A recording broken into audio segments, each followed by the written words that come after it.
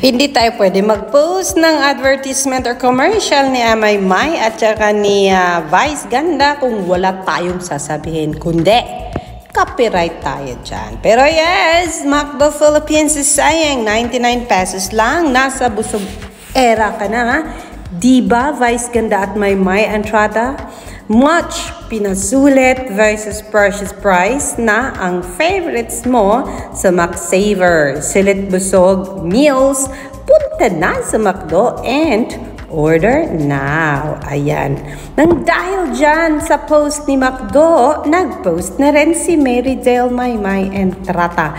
Ang sabi ni Inday 1 hour ago, in our ama busogera era, much pinasulit na nga ang Chicken McDo, kilig much, rampa pa with Mama Vice. O diba? At yan ay mapapanood natin sa commercial ni Maymay at saka ni Vice Ganda na until now hindi ko alam kung hanggang YouTube advertisement lang ba to or kung nasa TV commercial na. But anyway, super highways, wherever it may be, narito na po ang commercial ni Maymay and Vice Ganda. Tara na, sulit busog na at ama pusugera na tayo. Sobra pa, gutom na, wag nang gumastos ng sobra-sobra pa. Kasi much pinasulit na ang Chicken McDo.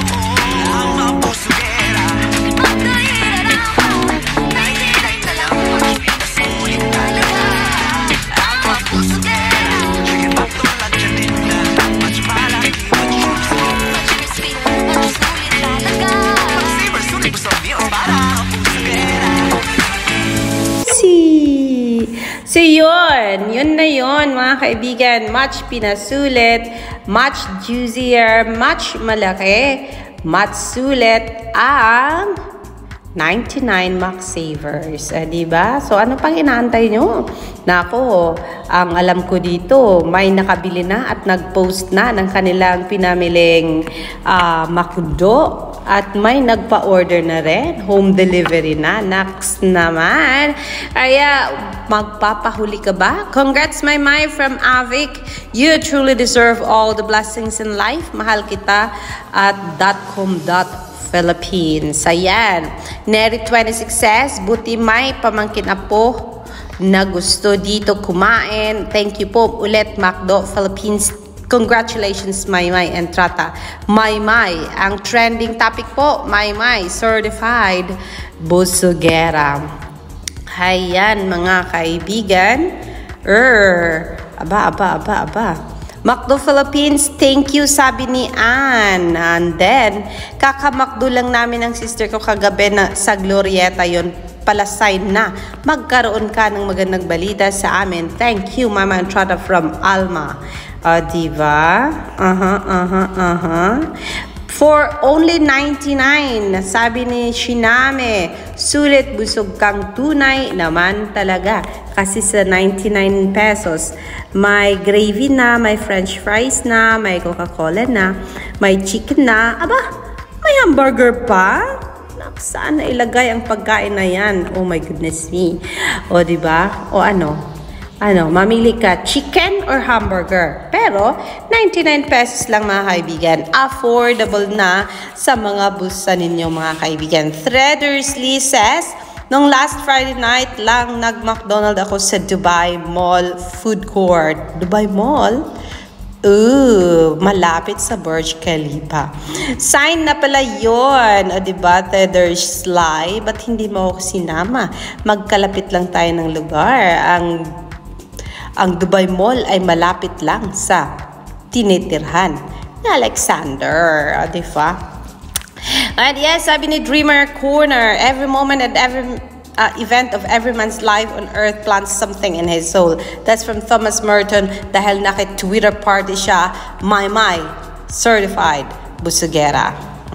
KJ Lopez, Twitter party na rin. In love with you, saying, masarap na tanghalian sa lahat. Maymay busogera. certified busogera daw. O, diba? So, yan ang ilan sa talagang masaya. O, diba? Para kay Marydel Maymay Entrata. Ang sabi ni Dessa, fave ng apo ko ang chicken nuggets sa McDonald's. O, diba? She na love. Ayun. Naki-Twitter party for Marydel Maymay Entrata. Marilu Barrios, shout out sa iyo. Congrats Maymay Entrata. At, ayun, isinama niya na yung post ni mga kaibigan. So yes, that is our latest update on Maymay Entrata, and we are waiting for more big brands for Maymay Entrata. Ang sabi nila, nako, Alexander Lexter Jules, yang Happy Crush, kailan ba ipapalabas yan? Kasi parang wala na daw silang narinig na update about that. So let's wait, kasi ang alam ko from the kampo ng Maymay Solids ay may aabangan tayong malaking pasabog soon. So, let's wait. We do not know if it's single, album, TVC, if it is a kind of movie or teleserye. Wala pong nakakaalam. Let's just wait and pray na sana more blessings to come ang darating sa buhay show business ng nag-iisang ama kabugera na ngayon ay ama busugera na Maymay Entrata. So this is your host, your kachika, everyday sa buhay ni Maymay at sa buhay ni Edward John Barber sa show business. This is Alexander Lexter Jules saying I will see you later for more. Magandang gabi po.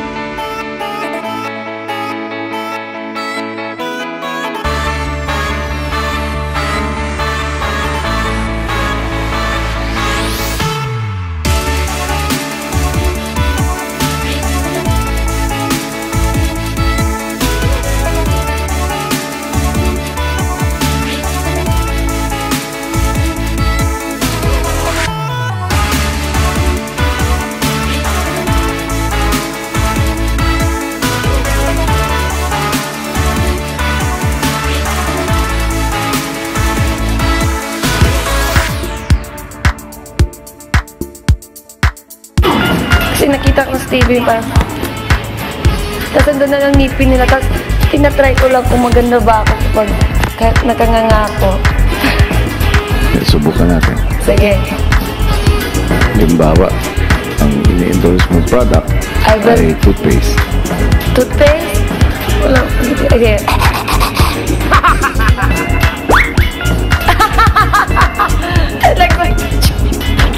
Sige. Sunod naman, endorser card ng deodorant. Okay. Teka lang muna. Ano ba yan? Gumamit ka ng Maymay deodorant para hiya